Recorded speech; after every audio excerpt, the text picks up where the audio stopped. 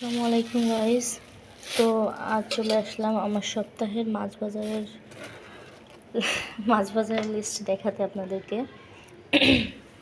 তো এই যে বাজার থেকে আমি এই যে ছোটো সাইজের 2টা পাঙ্গাস এনেছি। তো আমার ফ্যামিলি যেহেতু ছোট, আমার বেশি দরকার হয় না, এই কারণে এনেছি হচ্ছে গিয়ে কিছু পাবদা মাছ। তারপর এই যে এখানে আছে এই যে ছোটো যে চেলাগুলো হয়, সে ছোট চেলা, এই মাছগুলোকে আমাদের ভীষণ পছন্দ। তারপর এনেছি এই যে ফার্সে মাছ এনেছি, আর এনেছি হচ্ছে এই যে ট্যাংরা মাছ। তো এখানে হচ্ছে আমার প্রায় 5 পদের মাছ আছে। সপ্তাহে আমার এই মাছগুলো চলবে।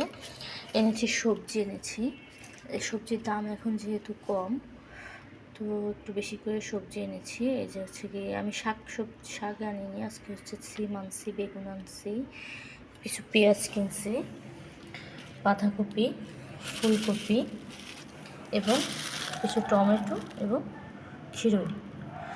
তো এগুলো কি ছিল হচ্ছে আমার এ সপ্তাহের বাজার। তো তাই আপনাদের সঙ্গে শেয়ার করলাম আজকে। তো অবশ্যই কমেন্টে জানাবেন যে কেমন হয়েছে আমার মাছ বাজারগুলো।